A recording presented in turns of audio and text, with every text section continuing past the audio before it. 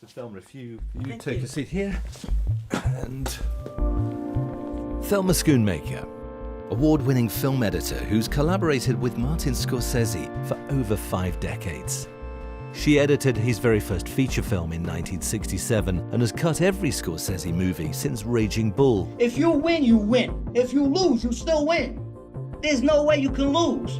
Including Goodfellas, Casino, Wolf of Wall Street. I want you to deal with your problems by becoming rich.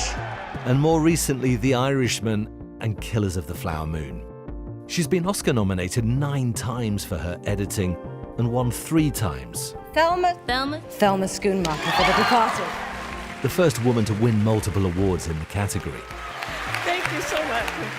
In 1984, she married the legendary British filmmaker Michael Powell, and since his death has worked with Scorsese on the restoration of classic Powell and Pressburger films. 4 cameras, you're familiar with the setup. Yes. In this episode of This Cultural Life, the Radio 4 program, Thelma Schoonmaker reveals her formative influences and experiences, and why, at the age of 84, she still loves the cutting room. I think it's the best job in the world because we're making creative decisions, like 100 decisions in a day. It's just fabulous. And I don't think there are many jobs so satisfying.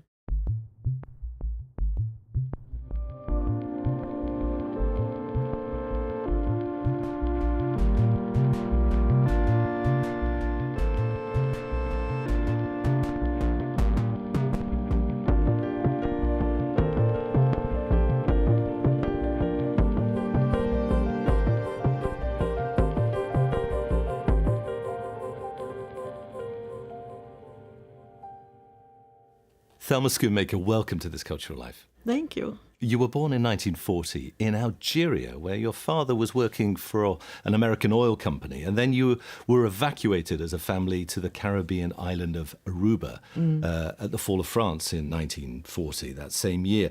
Your earliest memories then, I presume, are Caribbean. They are, yes. I wish I had known something about Algeria. My mother loved it. She never wanted to leave, but, you know, the North African invasion was going on, so they took us out. What sort of cultural upbringing did you have as a child? Well, both my parents met in Paris. They were both American. My mother was there from the time she was a teenager. My father came over to work for American Express. They both spoke French, and they both loved Europe. So I had a wonderful world upbringing from my parents always. And then on the island of Aruba, they brought people in from all over the world, Czechoslovakia, Australia, France, Germany. So I was around people who were different from Americans right from the beginning, and I loved that. And when we came back to the United States when I was 15, I was very disappointed to lose that. We moved to New Jersey, which is a suburb of New York, the town I was in. So I was very unhappy. I said to my mother, I don't know about being here in America. So my decision was to become a diplomat if I could. I studied Russian language and political science at Cornell University, which was a wonderful place. I passed all the exams, but then they gave me a stress test because they sensed I was a bit liberal politically. For the 50s. So we were protesting the Vietnam War and supporting Martin Luther King and things like that, you know. And they said, well, we're not sure you're going to be happy here. So what would you do if you were in South Africa at a cocktail reception and somebody said, what do you think about apartheid? And I said, well, I would say that's terrible, and I was to stop. And they said, well, you can't do that until the government tells you as a diplomat that you can. They've made up their mind to take that stand. And they said, you're going to be very unhappy here. So I left and didn't become a diplomat. But has that training, that background in diplomacy, held you in good stead when it came to the cutting room? Definitely, because, you know, my director, Martin Scorsese, is such a complex and fascinating character. So you always have to go with the mood of what he's in at a certain period of time. It's the best possible job in the world, but diplomacy does come in to play, for sure. What was your introduction to movies then, Thelma? Was it going to the cinema or seeing films on television, do you think? Well, I saw Red Shoes when I was 12 on the island of Aruba, which is amazing. It was so different. It was so powerful. It was so emotional. I love you, Julian. Nobody but you. you love that more? I don't know. I don't know. And the subject being that you can devote yourself to art even if it's dangerous was something I guess I was absorbing at the age of 12. I don't know. I don't think I could talk about it to my mother, who took me, because I wasn't able at the age of 12 to express that. But it certainly never left my mind. My mother wouldn't let us watch television. She would choose what we watched at night. And she worked and came home after I came from school. So when I was 15, I turned on this incredible TV program called $1 Million Movie, where they would run a movie from Britain or Italy 9 times in 1 week. And there was The Life and Death of Colonel Blimp, what I consider the greatest Powell Pressburger film ever made. And I was just stunned by it, and I was able to get all the way through it before my mother came home and put her hand on the TV set to see it. But I never thought I would get involved in film, but I was, just so impacted by those 2 movies. So what was your introduction to film editing then, initially? I saw an ad in the New York Times, which you never see, willing to train assistant film editor, and I don't know, I just sort of thought, maybe I should look into that. And I did, and it was a terrible man who was butchering the great films of Europe for late-night television slots. So he would just take a reel out of something like a great film by Visconti. Oh, he was shortening them for the time slots. He was shortening them, and he was making a decision. I mean, even I knew that was bad. So I stayed just long enough, and I couldn't take it anymore. But I did learn how to cut negative because we were chopping things out of these great movies, unfortunately. On This Cultural Life, I ask my guests about their formative influences and experiences, those things that have inspired their own creativity. And inevitably, we're going to be talking about Martin Scorsese. You have edited, I think, 22 of his feature films now. So where did it start? When did you first meet? Well, it was all a big accident, fortunately for me. And I had seen this course advertised for 6 weeks at New York University to learn a 10-minute film, how to make film a bit, just the beginning. And the professor at the end of it said, someone has miscut the negative of Mr. Scorsese's film, and is there anyone here who can help him put it back together? And I said, well, I have a little experience with cutting negative, so I'll try. And I went over, and there was Marty. He had been sitting up for 3 days editing his movie, and he was completely zonked, but would do anything to get his movie back. So and he was a student. He was on the same course? He was one of the students in the 6 weeks course, but he was actually studying film. That was what his degree was going to be in. So this was almost his last year there.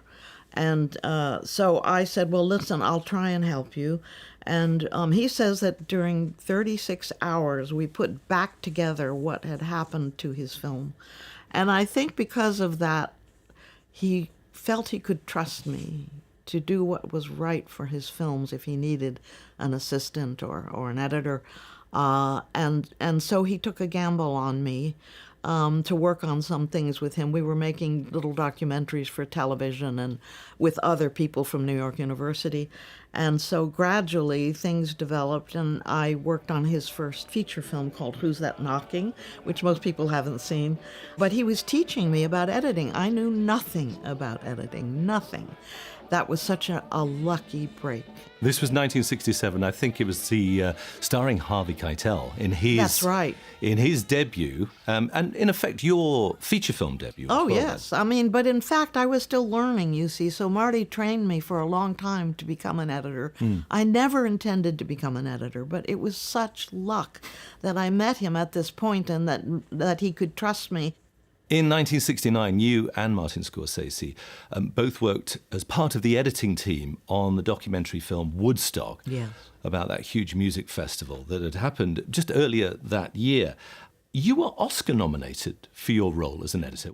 Michael Wadley, the director, decided to go for broke and spend his own money to get us all up at Woodstock. And that was just an amazing experience. Well, the sense of excitement and the scale of that festival is heightened by the use of those superimposition of images and those freeze frames. You see it, I remember seeing The Who, and as Pete Townsend leaps into the air. he's frozen in that moment. See me, feel me, touch me, heal me. You know, it was absolutely wild. We went up thinking, we rented motel rooms. We thought that we would drive back there after the evening performances. We couldn't even get out. It was jammed with traffic and people coming. I hope that they can bring enough supplies in for, and that seems to be the big trouble in traffic. Naturally, you know that yourself, without me telling you. What's it done for business for you? Oh, come on. What's it done? It increased it about, what? As much as you can do, put it this way, and more. I'll say one thing for the young people, they've been very nice, all of them, so far. Very nice. So for 3 days, we never had a place to sleep. We slept on the ground, ticks in our hair, no food. Every once in a while, someone would come up with a frankfurter, maybe, if you were lucky. So it was an amazing ordeal, but also tremendously exciting to have 6 cameramen on the stage. And there were people backstage negotiating for rights to do it, and sometimes they would kick us off the stage. The Who actually kicked us off the stage, but then they didn't even notice because they were having such a great performance that we snuck back on. Well, my mama told me, son, you gotta earn some money. If you want it, you gotta go right next Sunday.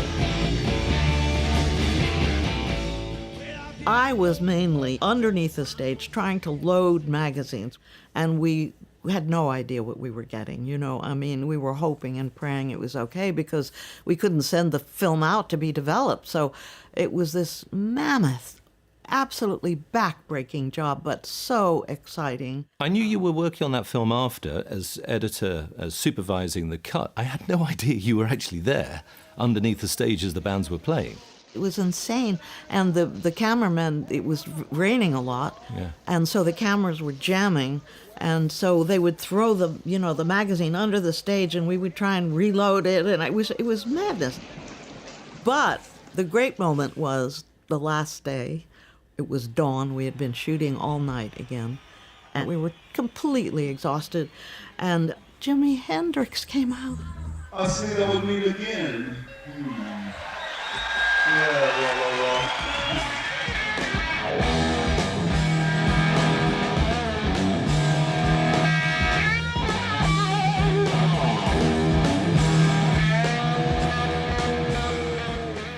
And I thought, my God, is this really Jimi Hendrix, or am I dreaming? Well, I stand next to a mountain. I travel down with the edge of my hand.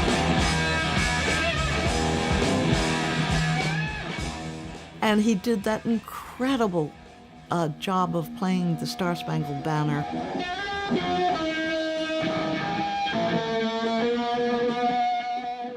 And massacring it to show what was happening in Vietnam.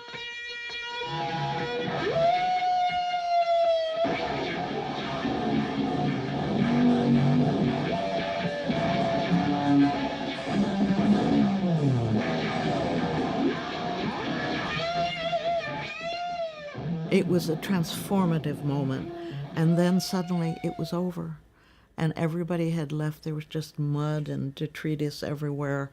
We packed up and barely were able to do that. And when we got back to New York, we looked at it all. We actually ran 6 projectors together, locked together, just to show the footage, and we realized we had something very special. But the sense of excitement, the visceral thrill of that documentary is so overwhelming. And maybe that is explained now to me because of the fact that you were there. So when you were editing, you knew how it felt. Oh, yeah. Do you think that helped? Definitely. And of course, we hadn't seen all the footage we had of the people who were out in the field. And we got wonderful interviews. But there were so many wonderful things in that we didn't even know we had. If pot makes them happy and no trouble, maybe we ought to put all the adults on You pot. want a 15-year-old girl sleeping in the field in his tent? What, are you out of your mind? Never should have happened. Do you feel bad about the kids who were killed in Vietnam? This has nothing to do with Oh, it has the same thing. Nothing Same at all thing. to do with it. It's no comparison. People got more excited about the There's kids no in Monticello than they do about It the never young should have happened. The following year, that film was released, 1970, and you were nominated for an Oscar for Best Editing. Looking down your CV, you didn't then do another feature film until 1980, with Martin Scorsese, of course. That was Raging Bull. What happened for a decade? Yes, well, unfortunately, Scorsese went to bust in Hollywood, and did, and he wanted me to work with him. But the union at that point in L.A. had very old-fashioned and very illegal rules. You couldn't edit unless you had spent 5 years as an apprentice, 7 years as an assistant, and then you could edit. And I said, I was just nominated for an Oscar, so I'm not going to spend 5 years as an apprentice. And so I couldn't work with him. I mean, it was absolutely not allowed. So I worked on other documentaries and things until he came back to New York. And our producer, Irwin Winkler, somehow got me into the union under very restricted rules. And Raging Bull won you the first of your 3 Academy Awards. And it must have felt like a huge vindication for you personally after having that battle with the unions and being almost ostracized from the industry for a decade. Yes. Well, I mean, it was, first of all, my first big major feature film, you know, on a Hollywood lot, which I had never done before. I'd never been in California before. And I'd always used to put my own trims away. And now I had, 3 assistants and a backup editor. And I was just not used to this. They were shooting the fight sequences for Raging Bull for 6 weeks.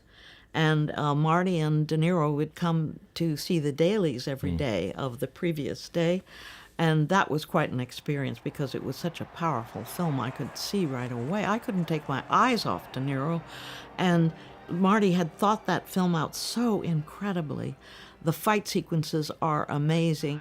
These men are unique, becoming classic rivals. These 2 men, fierce, powerful fighters, dangerous, so much so that no other fighter will go near them. He determined that he wanted to be in the ring, which is very hard when you have 2 fighters and a referee and a film crew, and he somehow did it. That's his documentary training, I guess, isn't it? Yeah, but brilliant conception of the shots. Points, Lamar may need a knockout. Took to the jaw, and Robinson is down for the 2nd time in his career. So I was still learning in terms of feature film editing. I had to learn a lot. There couldn't have been a better film to learn on than Raging Bull. Raging Bull tells the story of the boxer Jake LaMotta, played by Robert De Niro, and it's a film that spans 3 decades. It's about the rise and fall of this boxing legend. It's a beautiful film. It's a very brutal film as well. What were the main challenges for you in the cutting room, do you think? Partially it was the structure because Paul Schrader had written the script and he wanted to do a flashback to De Niro heavy as an older nightclub entrepreneur after every fight. But we felt that we should take out the flashbacks and only see Jake LaMotta fat at the end. And that was a very important decision. That was the biggest decision. But basically it was a matter of making the fights as brilliant as they can be, but also what Scorsese is so good at is making you care for people who are not perfect, who are not villains or heroes, who are complicated people. And that was what was very important in terms of shaping De Niro's performance. I could have had class. I could have been a contender. I could have been somebody. Instead of a bum, which is what I am. Let's face it. It was you, Charlie.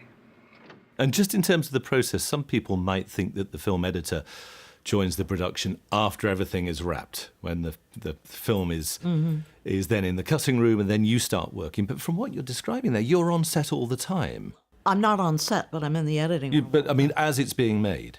Definitely. I'm on from the first day of shooting. Yeah, and always have been. And cutting dailies, or are you waiting for everything? The most important thing for me as an editor is to sit with Marty and watch what he feels when he sees his dailies for the first time. And you should never forget how you feel about those dailies the first time. That impact is very important to hold on to. So he tells me what he thinks, I tell him what I think. He'll say, I hate that take, don't show that to me again.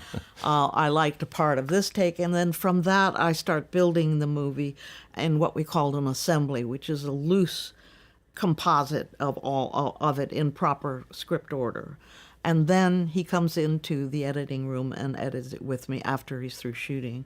And that's very important. It's completely a partnership, a collaboration between the two of us. Editing is his favorite thing in the world. So, as I said, you have won 3 Academy Awards. You've been nominated more times than any other film editor. I think you were the oldest film editor to win an Academy Award. Without being too simplistic about this, do you think, is there something about a female sensibility that you bring to the editing process and to the aesthetic of a film? I think there is. I think from my own experience, there are times when I have noticed something more emotional in one take than the other, which I think comes from being a woman. I really do. And I keep telling people, you know, I was not one of the first film editors. There have been women from the very beginning, and famous women, actually. And in terms of the influences, the aspects that determine the way a film is edited, you sent us a note, in fact, before we met today to talk about the use of music in The Last Temptation of Christ. Music composed by Peter Gabriel, which you said deeply affected you in the editing process. Just tell us something about that music and what Gabriel was doing. Yes, Scorsese's decision to ask Peter Gabriel to do the score was quite, surprising, but fantastic, because Peter committed himself so deeply to the film that he started recording the music even while we were still editing. And we kept saying to him, no, wait, because this is only a first edit. There will be 4 or 5 or 6 edits. Wait, no. He wanted to do it immediately as soon as he started seeing footage. We had a studio below where our editing room was, and Marty and I would go down to watch him record with all these amazing musicians from around the world. But the greatest moment for me was when Peter Gabriel decided to use a famous Pakistani Qawwali singer, Nusrat Fateh Ali Khan, one of the great musicians who ever lived, as the music over Jesus carrying the cross to Calvary. It was. I just have never seen anything like it. It had such an impact.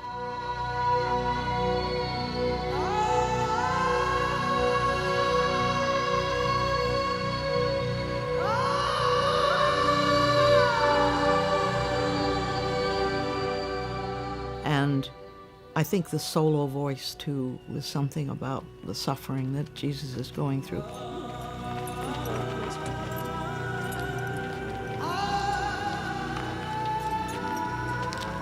Hold it there.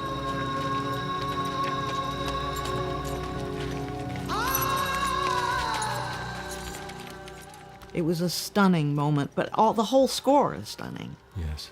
Music is very important, and I'm very lucky that I was trained in music when I was all through my early life, because knowing how to edit music is very important for an editor. Your next choice for this cultural life, Thelma, is Michael Powell, who, of course, with Emmerich Pressburger, his partner, made some of the greatest British films of all time, Matter of Life and Death, The Red Shoes, and many more. Michael Powell was also your husband. We'll talk about that in a moment. But how would you characterize their filmmaking style? Oh, that's very complicated. They were very brave, very unusual. They created movies from original stories, not from books. And they wanted to challenge the audience. One of the things that Michael Powell taught both Marty and me is never explain. Make the audience feel what you're trying to get across to them, but don't tell them how to think. That's a real sin. And stay ahead of your audience because they're ahead of you. And Michael Powell suffered deeply from this desire to be ahead of his audience when Peeping Tom was made. He always said, if you're ahead of your time, you're out on a limb, no one's going to help you, and you can be cut off easily, which happened to him. But I would rather be ahead of my time than conventional. Peeping Tom is a psychological thriller about a serial killer, and it's a really deeply disturbing film in many ways, isn't it? Even when you watch it today. And it sort of went against the grain of so many of the Powell and Pressburger films. The reputation of Powell and Pressburger had waned in the 1960s with the advent in Britain of the kitchen sink dramas. For Michael, it was absolutely devastating. The amazing thing about Michael is for a 20-year period of oblivion, he never gave up writing ideas for movies. He wrote 100 ideas for movies. I think one of the triumphs of his life is that he never gave up, and he never became bitter. You were married to Michael Powell in 1984. When did you first meet him? Scorsese, from the first time I ever met him, and as soon as we got videotapes, Marty would send me home with one of the Powell Pressburger films because he wanted me to learn them and fall in love with them the way he did. And that was my great education. And so when Marty had arranged for the Museum of Modern Art to do a retrospective on Powell and Pressburger, he brought Michael over and Emmerich. And he came for dinner one night at Marty's apartment where we were editing Raging Bull. And Marty said, "Would you like to meet him?" And I said, "Oh, yes, of course." So there he was, this amazing man with his love of art all over his face. He didn't say too much. But when he said something, it was really important. And he came back to where I was editing, and then surprisingly, things developed between us. Luckily for me. So I not only have the best job in the world, but I had the best husband in the world, thanks to Martin Scorsese. He was the matchmaker. Yeah. And after you were married in 1984, did it change the relationship with Scorsese at all? Because you were now living and married to his great hero. Well, I think he missed not having Michael around him as much as before, but he loved having Michael on the set with us, and Michael actually gave us some very good things. They went to see De Niro training for Raging Bull. They were watching videotapes in his gym, and Marty was designing the shots in his head, and Michael said, "There's something wrong about the red gloves." And Marty said, "You're right. It should be in black and white. I saw these movies with my father, these fights, which were done in black and white, very cheap things in movie theaters." And he said, "That's what it should be." And that was an enormous gift. So Raging Bull would have been in colour if it hadn't have been for Michael Powell. Yeah. The irony is, of course, that Michael Powell's films were always saturated in colour, and especially the colour red. Yes. I mean, it's so significant, isn't it? Yes, and the beautiful documentary Made in England, which we've worked on with Marty as the host, he makes a note that Michael said about Mean Streets, there's too much red. I arranged for Michael to see Mean Streets, and he sent me a letter praising the film, except he said that I used too much red. Too much red. I didn't point out to him that his films had something to do with this, too. Look at all the red he uses. And you see all these shots of red that Michael did. But it was such an incredible, powerful friendship. And Marty did so much for Michael, and of course Michael and Emmerich had done so much for Marty. Michael Powell died at the age of 84 in 1990. He must have been so proud of your achievements. Oh, I think so. I mean, you know, he loved being with us. Sometimes he would just come bringing a cake into a looping session with Ray Liotta or something, you know. He just loved being back in the film world again.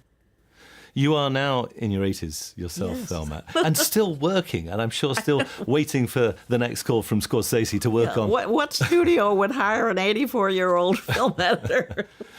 What drives you on creatively? Well, being an editor is one of the most creative jobs you could ever have in the world. I think it's the best job in the world because we're making creative decisions, like 100 decisions in a day.